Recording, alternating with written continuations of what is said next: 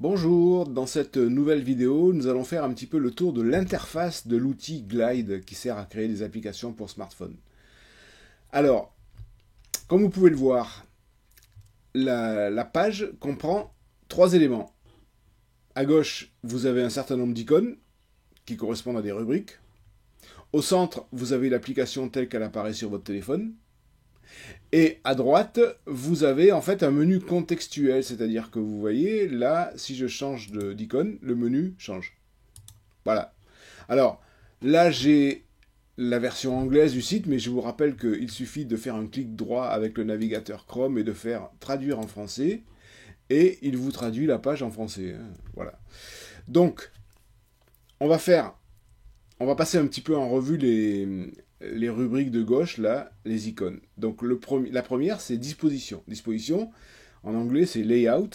Donc c'est la disposition de votre application. Alors, vous allez pouvoir choisir un certain nombre d'options, mais ces options vont être à choisir en fonction de l'application que vous voulez créer. Je vous explique. Là, vous voyez, on a une liste.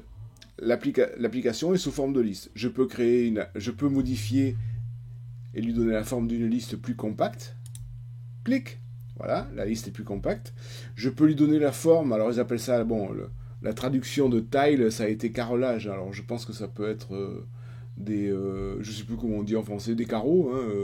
Voilà, un petit peu, voilà, vous voyez.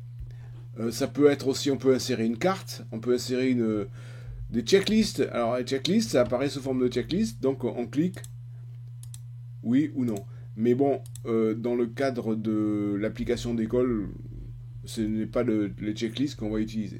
Etc. etc. Voilà. Donc, je me remets en position liste. Et vous voyez en dessous les données, titre, détail, légende, etc. Alors ça, on va le voir dans une autre vidéo parce que c'est la seule partie un petit peu délicate de Glide et ça va demander quelques explications supplémentaires. Le deuxième onglet, après l'onglet disposition, c'est l'onglet onglet, justement. L'onglet onglet, c'est l'onglet qui sert à modifier les onglets qui sont en bas de l'application. Vous voyez ? Par exemple, là, je suis sur l'école, je suis sur l'onglet l'école, d'accord ? Quand je clique dessus, je peux modifier le petit logo. Voilà, si je veux mettre une autre image pour l'école, si je veux mettre, je sais pas, un stylo, hop, voilà, l'école, il y aura un stylo. Si je veux changer la maison, hop, j'aurai une autre maison. Voilà. Là, vous pouvez changer les images et vous pouvez aussi choisir les onglets que vous voulez faire apparaître ou pas. Voilà. Par exemple, vous voyez, les actus des classes qui est là. Les actus des classes, si je clique dessus et que je clique sur la petite corbeille, hop, il disparaît. Voilà. Et je peux le rajouter. Voilà. Donc, je gère en fait ce que je veux faire apparaître sur l'application. Tout simple. Troisième icône, les données. Alors les données, ça va simplement nous montrer les données hop, du tableur. Tout simplement. On va les modifier dans le tableur, mais les données apparaissent ici.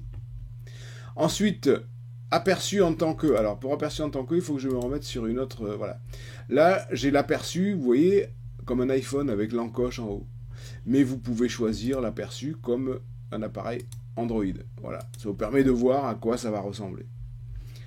Ensuite, les paramètres. Les paramètres, par exemple, bon, je ne vais pas décrire tous les paramètres, mais par exemple, l'apparence, je peux choisir de modifier la couleur. Je peux choisir de le mettre en mode sombre. Je peux modifier les polices de caractère. Voilà, ça permet de personnaliser son application. Voilà.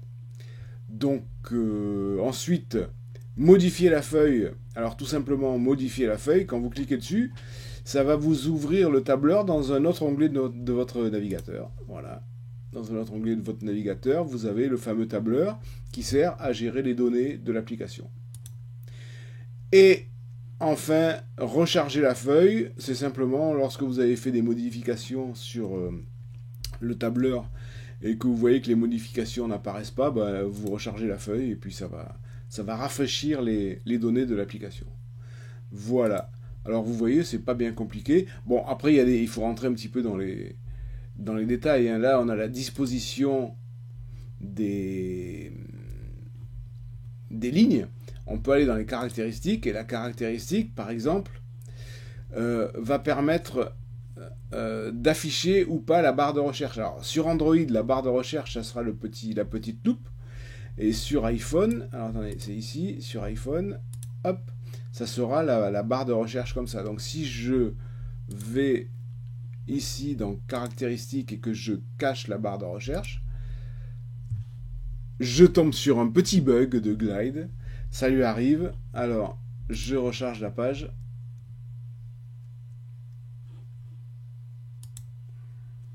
Ça prend un petit peu de temps. Ça m'est déjà arrivé, hein. Donc, faut pas s'affoler, hein. Donc, voilà, là, ça l'a remis en anglais. Donc, soit je montre la barre de recherche, soit je la cache. En fait, je pense que le bug est provoqué par le fait que la page ait été traduite en français. Là, elle est en anglais, il n'y a pas de problème. Ça marche. Voilà, et vous pouvez faire d'autres petites modifications qu'on verra par la suite. Alors, dans la prochaine vidéo, ce qu'on va faire, on va commencer à créer, à partir de zéro, une petite application. Celle-là, hein, la même, hein, on va créer et on va voir un petit peu les points importants. Voilà, j'espère que cette vidéo vous a plu. Et je vous dis à bientôt et merci.